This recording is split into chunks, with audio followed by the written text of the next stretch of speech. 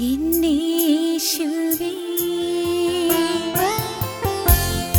ആരോടും പറയാറില്ലെൻ ആലതല്ലും വേദന ആരാരും അറിയാതെന്നിൽ തീരതല്ലും ശോധന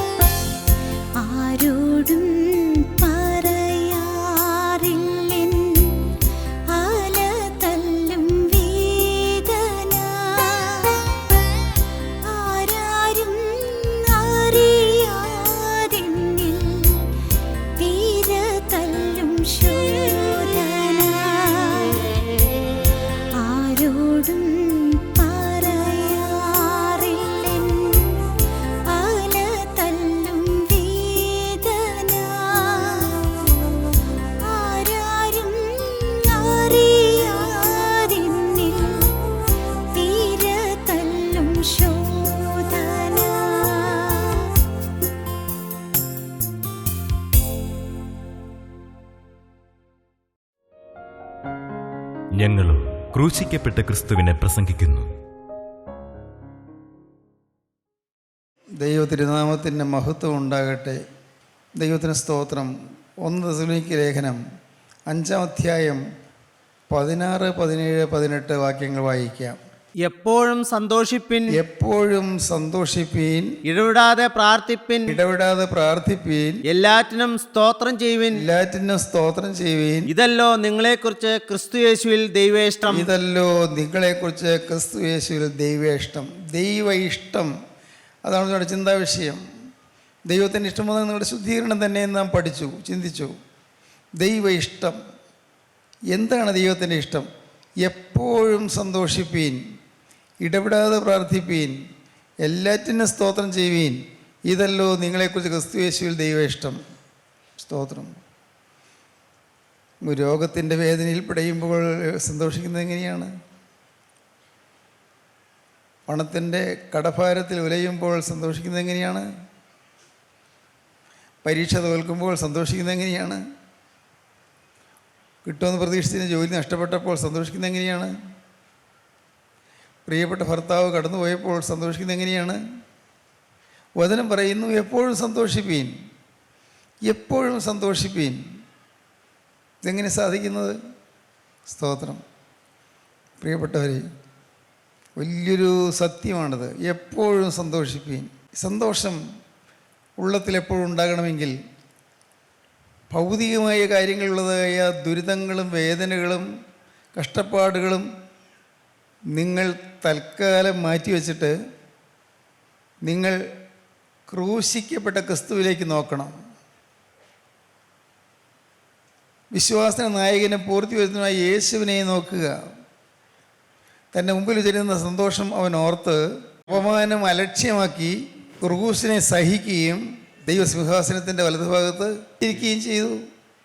ക്രൂശി തന്നെ നോക്കുക, ക്രൂശിലേക്ക് നോക്കുക. അപ്പോൾ പിന്നെ നമ്മുടെ ഹൃദയത്തിൽ പരാതി വരികയില്ല, പരിഭവം വരികയില്ല.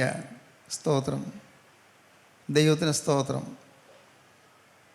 ഞാൻ തികഞ്ഞവനായിട്ട് പറയുകയല്ല.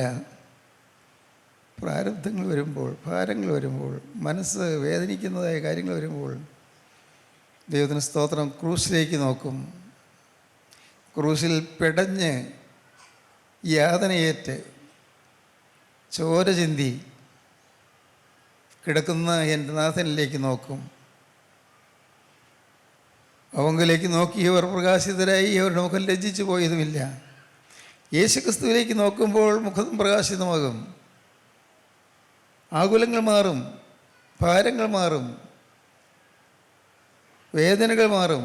ക്രിസ്തുവിലേക്ക് നോക്കുമ്പോൾ, യേശുക്രിസ്തുവിലേക്ക് നോക്കുക. ക്രൂശിൽ 3 ആണികളിൽ തൂങ്ങിക്കിടക്കുന്ന ക്രിസ്തു ഒരു യാഥാർത്ഥ്യമായി തീരുക. ചിന്തിക്കണം, എൻ്റെ കർത്താവേ, നീ സഹിച്ച വേദന ഓർക്കുമ്പോൾ എൻ്റെ ഈ വേദന ഒന്നുമില്ല. നീ സഹിച്ച യാതന ഓർക്കുമ്പോൾ എൻ്റെ ഈ യാതന ഒന്നുമില്ല. സ്തോത്രം. അതുകൊണ്ടാണ് സങ്കീർത്തനക്കാരൻ പറഞ്ഞത്, അവങ്കിലേക്ക് നോക്കിയവർ പ്രകാശിതരായി, അവരുടെ മുഖം ലജ്ജിച്ചു പോയതുമില്ല. ലജ്ജ മാറും, നിന്ന് മാറും, ക്ഷീണം മാറും, തളർച്ച മാറും. ക്രൂസിലേക്ക് നോക്കുമ്പോൾ അവിടെ അടിയേറ്റ് തളർന്നവനായി, തുപ്പേറ്റ് വാടിയവനായി, മുഖത്ത് രോമങ്ങൾ പിഴുതെടുത്തത് കൊണ്ട് രോമകൂപങ്ങൾ രക്തം തുളിച്ച് നിൽക്കുന്നവനായി, ക്രൂശിൽ വേദനിച്ച് പിടയുന്ന യേശുവിലേക്ക് നോക്കുമ്പോൾ, കർത്താവേ, എനിക്ക് മറ്റൊന്നും ചിന്തിക്കാനില്ല, ഇതെല്ലാം നീ എനിക്ക് വേണ്ടിയാണല്ലോ സഹിച്ചത് എന്ന് ഞാൻ അറിയുമ്പോൾ, എനിക്ക് വേണ്ടിയാണല്ലോ നീ പീഡയേറ്റതെന്ന് ഞാൻ അറിയുമ്പോൾ, അപ്പോൾ എൻ്റെ വേദനകൾ മാറും. വിശ്വാസ നായകനും പൂർത്തിവരുന്നതായ യേശുവിനെ നോക്കുക. തൻ്റെ മുമ്പിൽ വെച്ചിരുന്ന സന്തോഷം ഓർത്തു അപമാനം അലക്ഷ്യമാക്കി ക്രൂശിനെ സഹിക്കുകയും ദൈവസിംഹാസനത്തിൻ്റെ വലത്തുഭാഗത്തിരിക്കുകയും ചെയ്തു. നിങ്ങളുടെ ഉള്ളിൽ ക്ഷീണിച്ച് മടുക്കാതിരിപ്പാൻ പാപികളാൽ തനിക്ക് നേരിട്ട് ഇങ്ങനെയുള്ള വിരോധം സഹിച്ചവൻ ധ്യാനിച്ചു കൊള്ളുവീൻ. വചനമല്ലേ? നിങ്ങളുടെ ഉള്ളിൽ ക്ഷീണിച്ച് മടുക്കാതിരിപ്പാൻ പാപികളാൽ തനിക്ക് നേരിട്ട് ഇങ്ങനെയുള്ള വിരോധം സഹിച്ചവനെ ധ്യാനിച്ചു കൊള്ളുവീൻ. സ്തോത്രം. പാപികളാൽ ഇങ്ങനെയുള്ള വിരോധം സഹിച്ചവനായ ക്രിസ്തുവിനെ നാം ധ്യാനിക്കുമ്പോൾ നമ്മുടെ വേദനകൾക്ക് ശമനം കിട്ടും, നമ്മുടെ പ്രശ്നങ്ങൾക്ക് പൊതി കിട്ടും. നിങ്ങളത് പരീക്ഷിച്ച് നോക്കൂ. നിങ്ങൾ പ്രശ്നങ്ങളിൽപ്പെട്ട് ഉലയുമ്പോൾ, കടഭാരത്തിൽപ്പെട്ട് വീർപ്പ് മുട്ടുമ്പോൾ, നിങ്ങൾ രോഗത്തിൻ്റെ വേദനയിൽ അലയുമ്പോൾ, കുടുംബത്തിലെ ക്ലേശങ്ങളിൽ വിഷമിക്കുമ്പോൾ, കുടുംബത്തിലെ കലഹത്തെ ഓർത്ത് നിങ്ങളുടെ മനസ്സ് വാടുമ്പോൾ, അപ്പോഴൊക്കെ നിങ്ങൾ ക്രൂസിലേക്ക് നോക്കുക. ക്രൂസിലേക്ക് നോക്കുക. പരിഭവിക്കാതെ, പരാതി പറയാതെ, എനിക്കെന്താ ഇങ്ങനെ വന്നതെന്ന് ചോദിക്കാതെ, എനിക്ക് എന്തുകൊണ്ട് ഇങ്ങനെ വന്നതെന്ന് ചിന്തിക്കാതെ നോക്കൂ നിങ്ങൾ കുരിശിലേക്ക്. സ്തോത്രം. എപ്പോഴും സന്തോഷിപ്പീൻ. ദൈവത്തിൻ്റെ പരിശുദ്ധാത്മാവ് തരുന്ന നിർദ്ദേശമാണ്. നിങ്ങളെക്കുറിച്ച് ദൈവത്തിൻ്റെ ഇഷ്ടം നിങ്ങൾ എപ്പോഴും സന്തോഷിക്കുന്നവരാകണമെന്നാണ്. എപ്പോഴും സന്തോഷിക്കുന്നവരാകണം, എപ്പോഴും. സ്തോത്രം. നിങ്ങളുടെ മുഖം എപ്പോഴും പ്രസന്നമായിരിക്കട്ടെ. മ്ലാനവദനം പാടില്ല. മുഖം വാടിയിരിക്കരുത്, മുഖം മ്ലാനമായിട്ടിരിക്കരുത്. നിങ്ങൾ പറയും, സാറേ, മുഖം മ്ലാനമാകാതിരിക്കുന്നത് എങ്ങനെ? എൻ്റെ ജീവിതത്തിൽ ദുരിതങ്ങൾ ഓരോന്ന് ഓർക്കുമ്പോൾ എൻ്റെ മുഖം വാടാതിരിക്കുന്നത് എങ്ങനെ? പ്രശ്നങ്ങളുള്ള ജീവിതം, പ്രയാസങ്ങളുള്ള ജീവിതം, പ്രതിസന്ധികളുള്ള ജീവിതം, ഒറ്റപ്പെടുത്തലുള്ള ജീവിതം, ഏത് സാഹചര്യത്തിലും നിങ്ങൾ പ്രസന്നവദനരായിട്ടിരിക്കുക. സ്തോത്രം. ദൈവത്തിന് സ്തോത്രം. സന്തോഷിക്കാനാണ് പറയുന്നത്. ഹബക്കൂക്ക് പ്രവാചകൻ പറയും, ഹബക്കൂക്ക് പ്രവാചകൻ്റെ പുസ്തകം 3-ാം അധ്യായം 17-ാം വാക്യം മുതൽ. അത്തിവൃക്ഷം തളിർക്കയില്ല, മുന്തിരിവള്ളിയിൽ അനുഭവം ഉണ്ടാകുകയില്ല, ഒലിവുമരത്തിന്റെ പ്രയത്നം നിഷ്ഫലമായി പോകും, നിലങ്ങൾ ആഹാരം വിളയിക്കുകയില്ല, ആട്ടിൻകൂട്ടം തൊഴുത്തിൽ നിന്ന് നശിച്ചു പോകും, ഗോശാലകളിൽ കന്നുകാലി ഉണ്ടായിരിക്കുകയില്ല. എങ്കിലും ഞാൻ യഹോവയിൽ ആനന്ദിക്കും, എൻ്റെ രക്ഷയുടെ ദൈവത്തിൽ ഘോഷിച്ചുല്ലസിക്കും. സ്തോത്രം, ദൈവത്തിന് സ്തോത്രം. ഹബക്കൂക്ക് പ്രവാചകൻ ദുഃഖം നിറഞ്ഞൊരു മനുഷ്യനായിരുന്നു. തൊടുന്നതെല്ലാം കേടായി പോകുന്നു. ഒരിടത്തും ഒരു വിജയം കിട്ടുന്നില്ല, ഒരിടത്തും നേടാൻ പറ്റുന്നില്ല, സമാധാനമില്ല. കുറേ അത്തി കൃഷി ചെയ്ത് അത്തിപ്പഴം വിറ്റ് ജീവിക്കാമെന്ന് വിചാരിച്ചു നോക്കി. പക്ഷേ അത്തിവൃക്ഷം തളിർക്കുന്നേയില്ല. അടുത്ത തോട്ടങ്ങളിലെല്ലാം നല്ലപോലെ തളിർക്കുന്നു, അത്തിപ്പഴം ധാരാളം കായ്ച്ചു കിടക്കുന്നു. എൻ്റെ ഈ തോട്ടത്തിൽ മാത്രം എന്തുകൊണ്ടാണ് പറഞ്ഞുകൂടാ, അത്തിവൃക്ഷം തളിർക്കുന്നേയില്ല. പിന്നെ അടുത്തെന്താണ് നോക്കിയത്? മുന്തിരിവള്ളിയിൽ അനുഭവം ഉണ്ടാകുകയില്ല. മുന്തിരി കൃഷി ചെയ്ത് നോക്കി, മുന്തിരി. കാരണം ധാരാളം മുന്തിരിങ്ങ വിളയുന്ന നല്ല തോപ്പുകൾ ധാരാളമുണ്ട്, മുന്തിരി തോപ്പുകൾ. മുന്തിരി കൃഷി ചെയ്യാം. മുന്തിരിവള്ളിയിൽ അനുഭവം ഉണ്ടാകുകയില്ല. പിന്നെ എന്താണ്? ഒലിവ് മരം കൃഷി ചെയ്യാം, ഒലിവെണ്ണ വിറ്റ് ജീവിക്കാം. എങ്ങനെയും ജീവിക്കണമല്ലോ. പക്ഷേ ഒലിവുമരത്തിൻ്റെ പ്രയത്നം നിഷ്ഫലമായി പോവും. പ്രയത്നിക്കാം, കഷ്ടപ്പെട്ടുണ്ടാക്കാം, ജോലി ചെയ്യാം, ഒലിവുമരത്തിൻ്റെ പ്രയത്നം നിഷ്ഫലമായി പോവും. നിലങ്ങൾ ആഹാരം വിളയിക്കുക, കുറച്ച് ഗോതമ്പ് വിതയ്ക്കാം. നിലങ്ങൾ ആഹാരം വിളയിക്കുകയില്ല, നല്ലപോലെ വളരും. പക്ഷേ കതിരാകുമ്പോൾ എല്ലാം മണിയില്ലാത്ത കതിരുകൾ. നിലങ്ങൾ ആഹാരം വിളയിക്കുകയില്ല. കുറേ ആടുകളെ വളർത്താം. ആട്ടിൻകൂട്ടം തൊഴുത്തിൽ നിന്ന് നശിച്ചു പോകും, ഒരു രക്ഷയില്ല. ആട്ടിൻകൂട്ടം പെട്ടെന്ന് കൂട്ടത്തോടെ നശിച്ചു പോകുന്നു.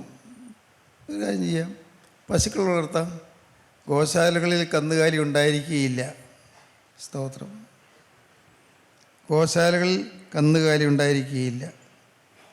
ഇങ്ങനെയുള്ള അടിക്കടിയുള്ള ദുരിതം നിറഞ്ഞ ജീവിതത്തിൽ പ്രസംഗിച്ചാൽ പോരല്ലോ. ജീവിതത്തിൽ ഇങ്ങനെയെല്ലാം വരുമ്പോൾ നാം എങ്ങനെ അതിനെ അഭിമുഖീകരിക്കും? ദൈവത്തിന് സ്തോത്രം. തൊടുന്നത് അപകടം. ഒന്നു മാറി അധ്വാനിച്ച് നോക്കി, കഷ്ടപ്പെട്ട് നോക്കി, ഫലമില്ല. എല്ലാ വഴിയും അടയുന്നു, എല്ലാ വാതിലും അടയുന്നു. ഒരു കൈത്താങ്ങ് തരാൻ ആരുമില്ല, ഒരു നല്ല വാക്ക് തരാനും ആരുമില്ല, എന്നോട് സഹതപിക്കാനും ആരുമില്ല. ഞാൻ എന്ത് വേണ്ടു? അപ്പോഴാണ് പ്രവാചകൻ പറയുന്നത്, എങ്കിലും ഞാൻ യഹോവയിൽ ആനന്ദിക്കും, എൻ്റെ രക്ഷയുടെ ദൈവത്തിൽ ഘോഷിച്ചുല്ലസിക്കും. സ്തോത്രം. എൻ്റെ കർത്താവിന് സ്തോത്രം, ദൈവത്തിന് സ്തോത്രം. ഒരു കാലത്ത് ചില പ്രശ്നങ്ങൾ വന്ന സമയത്ത് ഞാൻ ഈ വാക്യങ്ങൾ വായിച്ച് ധൈര്യപ്പെട്ടിട്ടുണ്ട്. ചില പ്രയാസങ്ങൾ വന്നപ്പോൾ, മനസ്സിന് ഉലയ്ക്കുന്നതായ ചില പ്രതിസന്ധികൾ വന്നപ്പോൾ, ദൈവത്തിന് സ്തോത്രം, ഈ വേദവാക്യം വായിച്ച് ഞാൻ സമാധാനം അനുഭവിച്ചിട്ടുണ്ട്. ദൈവത്തിന് സ്തോത്രം. എങ്കിലും ഞാൻ യഹോവയിൽ ആനന്ദിക്കും, എൻ്റെ രക്ഷയുടെ ദൈവത്തിൽ ഞാൻ ഘോഷിച്ചുല്ലസിക്കും. കാരണം എനിക്ക് ബലമായിട്ട് യേശു ഉണ്ട്. എൻ്റെ യഹോവ കർത്താവ് എൻ്റെ ബലമാകുന്നു. അവൻ എൻ്റെ കാൽ പേടവൻ കാൽ പോലെയാക്കുന്നു. മാൻ ഓടുന്നത് പോലെ ഞാൻ ഓടും, ഞാൻ തളർന്നിരിക്കുകയില്ല. മാൻ ഓടുന്നത് പോലെ കൊതിച്ചാടി ഞാൻ ഓടും, ഞാൻ തളർന്നിരിക്കുകയില്ല. പ്രിയപ്പെട്ടവരെ, ഇന്ന് ഈ വാക്കുകളെ കേൾക്കുന്ന നിങ്ങൾ ആരെങ്കിലും എല്ലാം മനസ്സ് തളർന്നിരിക്കുന്നുണ്ടോ? തളരാതെ നിങ്ങൾക്ക് ഓടാനുള്ള കൃപ കർത്താവ് തരും. ദൈവത്തിന് സ്തോത്രം. നിങ്ങളുടെ മനസ്സിൻ്റെ വാട്ടം കർത്താവ് മാറ്റി തരും. വിശ്വസിക്കൂ, ഒരു ദൈവം ജീവിക്കുന്നുണ്ട്. നിങ്ങൾക്ക് എങ്ങനെയാണ് പറഞ്ഞു തരേണ്ടത്? അതൊരു അനുഭവമല്ലേ? പ്രവാചകൻ കൊത്തളത്തിൽ കാവൽ കാത്തുകൊണ്ട് എൻ്റെ യാവലാതെ സംബന്ധിച്ച് ഞാൻ എന്ത് ഉത്തരം പറയേണ്ടതെന്ന് കാണേണ്ടത് ദൃഷ്ടി വയ്ക്കും. പ്രവാചകൻ കാത്തു കിടക്കുകയാണ്. കർത്താവേ, എൻ്റെ യാവലാതി ഇതെന്നാ തീരുന്നത്? എന്നാണ് ഇതിൻ്റെ ഒരു അവസാനം? പ്രവാചകൻ ദൈവത്തോട് ചോദിക്കുകയാണ്, എൻ്റെ യാവലാതെ സംബന്ധിച്ച് ഞാൻ എന്ത് ഉത്തരം പറയേണ്ടു? 2-ാം 1-ാം വാക്യം മുതൽ വായിക്കാം. കൊത്തളത്തിൽ കാവൽ കാത്തുകൊണ്ട് ചോദിക്കുകയാണ്, കർത്താവേ, എന്നാണ് ഈ പ്രശ്നം തീരുന്നത്?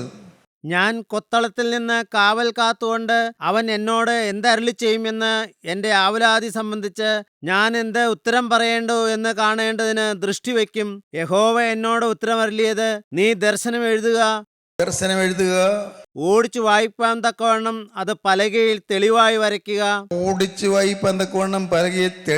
വരയ്ക്കുക. ദർശനത്തിന് ഒരു അവധി വച്ചിരിക്കുന്നു. അത് സമാപ്തിയിലേക്ക് ബന്ധപ്പെടുന്നു.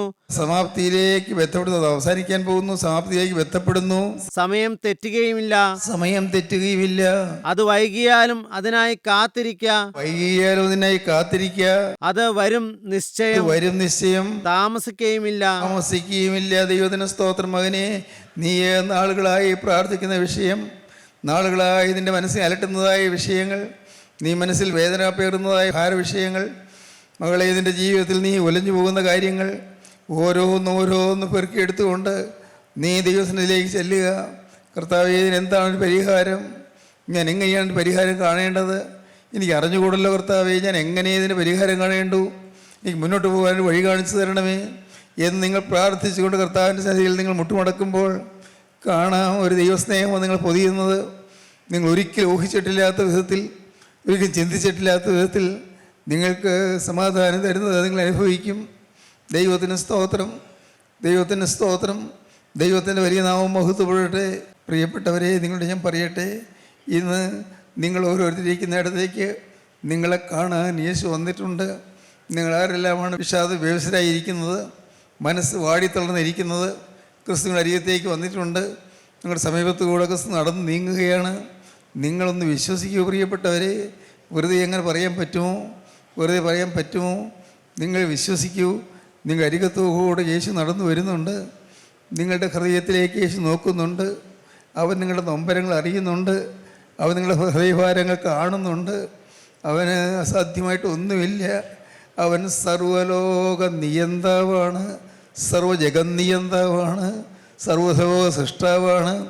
അവൻ ആകാശഗോളങ്ങളെ മെനഞ്ഞവനാണ്, അണ്ടകടാഹത്തെ സൃഷ്ടിച്ചവനാണ്, സൂര്യനെയും ചന്ദ്രനെയും നക്ഷത്രങ്ങളെയും ഗ്രഹരാശികളെയും എല്ലാം മെനഞ്ഞവനാണ്. ഈ നിത്യനായ ദൈവം മകനെ നിൻ്റെ അരികത്തേക്ക് വരികയാണ്. എന്തിന്? നിൻ്റെ ഹൃദയഭാരം മാറ്റാൻ. മകളെ, നിൻ്റെ അരികത്തേക്ക് വരികയാണ്. എന്തിന്? നിൻ്റെ നൊമ്പരങ്ങൾ മാറ്റാൻ, നിൻ്റെ മനസ്സിൻ്റെ ആകുലങ്ങൾ മാറ്റാൻ. യൗവനക്കാരാവൻ്റെ അരികിലേക്ക് വരികയാണ്. നിൻ്റെ അനാഥത്വം മാറ്റാൻ. അപ്പനില്ല എന്ന് പറഞ്ഞ് കരഞ്ഞുകൊണ്ടിരിക്കുന്ന നിനക്ക് നിന്റെ ഹൃദയത്തിന് സമാധാനം തരാൻ, ഭാര്യയുടെ സ്വഭാവം മാറ്റി നിന്നോട് അനുകൂലമായൊരു സ്വഭാവം വരുവാൻ, അതിന് തക്കവണ്ണം അവളിൽ പ്രവർത്തിക്കുവാൻ ക്രിസ്തു നിൻ്റെ അരികിലേക്ക് വരികയാണ്. നീ ക്രിസ്തുവിലേക്ക് നോക്കുക. നിൻ്റെ ഭാര്യയിലേക്ക് നോക്കണ്ട, പ്രശ്നത്തിലേക്ക് നോക്കണ്ട, ഭർത്താവിലേക്ക് നോക്കണ്ട, മക്കളിലേക്ക് നോക്കണ്ട, നിൻ്റെ കടഭാരത്തിലേക്ക് നോക്കണ്ട, യാതനകളിലേക്ക് നോക്കണ്ട. നോക്കൂ ഗോകുൽത്തായിലെ കുരിശിലേക്ക് നോക്കൂ, കുരിശിന്മേൽ തൂങ്ങിക്കിടക്കുന്നവനിലേക്ക് നോക്കൂ, കുരിശിൽ 3 ആണ്ടുകൾ പിടയുന്നവനിലേക്ക്. Hallelujah, hallelujah. നോക്കൂ നിങ്ങൾ കുരിശിലേക്ക്. അപ്പോൾ കാണാം അവനിതാ ക്രൂശിന്മേൽ കിടന്ന് പിടയുന്നു. ക്രൂശിന്മേൽ കിടന്നുകൊണ്ട് അവനൊന്നേ പറയുന്നുള്ളൂ, പിതാവേ, ഇവർ ചെയ്യുന്നതിന് എന്ന് ഇവരറിയായികയാൽ ഇവരോട് ക്ഷമിക്കണമേ. ഹല്ലേലൂയ. എന്തെല്ലാം തെറ്റുകൾ വന്നെങ്കിലും എല്ലാം ക്ഷമിക്കാനും തയ്യാറാണ്.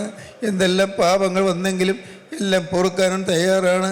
പിതാവേ, ഇവർ ചെയ്യുന്നത് ഇന്നതെന്ന് ഇവരറിയായികയാൽ ഇവരോട് ക്ഷമിക്കണമേ. ഇവർ ചെയ്യുന്നത് പാപമാണെന്ന് അറിയാതെയാണ് ഇവർ ചെയ്യുന്നത്, അപകടമാണെന്ന് അറിയാതെയാണ് ഇവർ ചെയ്യുന്നത്, അനർത്ഥമാണെന്ന് അറിയാതെയാണ് ചെയ്യുന്നത്. ഇവരോട് ക്ഷമിക്കണമേ എന്ന് പറഞ്ഞുകൊണ്ട് കർത്താവ് ക്രൂശിന്മേൽ കിടന്ന് പിടയ്ക്കുന്നു. ദൈവത്തിന് സ്തോത്രം. ദൈവത്തിൻ്റെ വലിയ നാമം മഹത്വപ്പെടട്ടെ. ക്രൂശനിലേക്ക് നോക്കുക, ക്രൂശിലേക്കും ക്രൂശിതനിലേക്കും നോക്കുക. ദൈവത്തിന് സ്തോത്രം. ഹല്ലേലൂയ, ഹല്ലേലൂയ, ഹല്ലേലൂയ. നിങ്ങളുടെ മനസ്സ് ചഞ്ചലപ്പെടരുത്, നിങ്ങൾ മുഖം വാടരുത്, നിങ്ങൾ തളർന്നിരിക്കരുത്. എപ്പോഴും സന്തോഷിപ്പീൻ. സ്തോത്രം. ഒരിക്കൽ നിങ്ങളുടെ മുഖം വാടാതെ സന്തോഷത്തോടിരിപ്പീൻ. കർത്താവിന് സ്തോത്രം. എന്തുകൊണ്ട്? യേശു ജീവിക്കുന്നു. എന്തുകൊണ്ട്? യേശു നിന്നെ സ്നേഹിക്കുന്നു. അതുകൊണ്ടാണ് എപ്പോഴും സന്തോഷിക്കുന്നത്. യേശു എന്നെ സ്നേഹിക്കുന്നു, യേശു ജീവിക്കുന്നു, യേശു എന്നെ അറിയുന്നു, യേശു എന്നോട് പ്രിയമാണ്. ഞാൻ പാപം ചെയ്തപ്പോഴും യേശു കരഞ്ഞുകൊണ്ട് പിറകെ വരികയാണ്. ഞാൻ പാപത്ത് ജീവിച്ചപ്പോഴും യേശു എൻ്റെ പിറകെ കരഞ്ഞുകൊണ്ട് നടക്കുകയായിരുന്നു. യേശു എൻ്റെ പിറകെ വന്നിരിക്കുകയാണ്. ഇന്ന് യേശു ഇതാ എൻ്റെ സമീപത്ത് വന്നിരിക്കുന്നു. ഇന്ന് യേശുദാരി തൊട്ടരീതി വന്ന് നിൽക്കുന്നു. അവൻ എന്നെ താങ്ങുവാൻ തർക്കരം നീട്ടുന്നു. അവൻ്റെ തൃക്കരം കൊണ്ട് എൻ്റെ മുഖം തലോടുവാൻ, ആ മുഖത്തെ കണ്ണീര് തുടയ്ക്കുവാൻ അവൻ തൃക്കരം നീട്ടുകയാണ്. കണ്ണീര് തുടയ്ക്കുവാൻ അവൻ വന്നിരിക്കുന്നു. മകനെ, ആത്മഹത്യയെക്കുറിച്ച് നീ ചിന്തിക്കേണ്ട, മരിച്ചാൽ മതി എന്ന് നീ ഓർക്കണ്ട. മകളെ, ആത്മഹത്യയെക്കുറിച്ച് നീ ചിന്തിക്കേണ്ട, എനിക്ക് ജീവിക്കേണ്ട എന്ന് നീ പറയണ്ട. നിനക്കിനി ജീവിക്കാൻ അവകാശമുണ്ട്. ദൈവത്തിന് സ്തോത്രം. മറക്കരുത്, നീ പുറകോട്ട് മാറരുത്. നിനക്ക് നല്ല കാലം വരാൻ പോകുന്നുണ്ട്. നല്ല കാലം, ശോഭനമായ കാലം വരാൻ പോകുന്നുണ്ട്. ഒരു ശുഭഭാവി വരാൻ പോകുന്നുണ്ട്. വിശ്വസിക്കുക മാത്രം ചെയ്യുക. യേശു ഇതാ നിങ്ങളുടെ സമീപത്ത് ചേർന്ന് നിൽക്കുന്നു, നിങ്ങളുടെ അരികത്ത് വന്ന് നിൽക്കുന്നു. അവൻ നിങ്ങളോട് ഹൃദ്യമായി സംസാരിക്കുന്നു. അവൻ്റെ ആ തിരക്തം പുരണ്ട കരം കൊണ്ട് നിങ്ങൾ കണ്ണീര് തുടയ്ക്കാൻ ആ കരം നീട്ടുന്നു. എൻ്റെ പ്രിയപ്പെട്ടവരെ, നിങ്ങളുടെ കണ്ണീര് തുടയ്ക്കാൻ അവൻ തൻ്റെ തൃക്കരം നീട്ടുന്നു. ദൈവത്തിന് സ്തോത്രം. ഉടയവരെ, എൻ്റെ കണ്ണീര് തുടയ്ക്കാൻ വന്ന രക്ഷക, ഇന്ന് നീ എൻ്റെ അരികത്തേക്ക് വന്ന് എൻ്റെ മാനസികമായ അസുഖങ്ങൾ മാറ്റണമേ, എൻ്റെ ഭാരങ്ങൾ അകറ്റണമേ, എൻ്റെ ഹൃദയത്തിലെ വിഷാദങ്ങൾ മാറ്റണമേ, എൻ്റെ നിരാശകൾ മാറ്റണമേ, എനിക്ക് ആരുമില്ലെന്നുള്ള തോന്നൽ മാറ്റണമേ. എൻ്റെ യേശുവേ, എൻ്റെ ഹൃദയത്തിലുള്ളതായ ദുഃഖങ്ങളെല്ലാം മാറ്റി എന്നെ നീ ഒന്ന് സ്വീകരിക്കണമേ. ഹല്ലേലൂയ, ഹല്ലേലൂയ, ഹല്ലേലൂയ, ഹല്ലേലൂയ, ഹല്ലേലൂയ, ഹല്ലേലൂയ, ഹല്ലേലൂയ, ഹല്ലേലൂയ, ഹല്ലേലൂയ, ഹല്ലേലൂയ, ഹല്ലേലൂയ, ഹല്ലേലൂയ. രക്ഷക, ജീവനുള്ള ദൈവമേ, കരുണയുള്ള കർത്താവേ, ഈ നല്ല സമയത്തിനായി സ്തോത്രം. അപ്പോൾ നിൻ്റെ മക്കളുടെ വിഷാദമുള്ള മുഖത്ത് അവിടുത്തെ തൃക്കരം വെച്ച് തുടച്ചതിനായി സ്തോത്രം. കണ്ണീര് തുടയ്ക്കുന്ന സ്നേഹത്തിനായി സ്തോത്രം. എല്ലാവരെയും ആശ്വസിപ്പിച്ച് എഴുന്നേൽപ്പിക്കണമേ, സമാധാനം നൽകി എഴുന്നേൽപ്പിക്കണമേ. അവിടുത്തെ രണ്ടാമത്തെ വരവിൽ വിശുദ്ധന്മാർ പറന്നുയരാനുള്ളതായ കൃപ നൽകി എല്ലാവരെയും എഴുന്നേൽപ്പിക്കണമേ. യേശു ക്രിസ്തുവിൻ്റെ സ്നേഹം നിറഞ്ഞ നാമത്തിൽ പ്രാർത്ഥിക്കുന്നവരോട് കേൾക്കണമേ. ആമീൻ. ഹല്ലേലൂയ.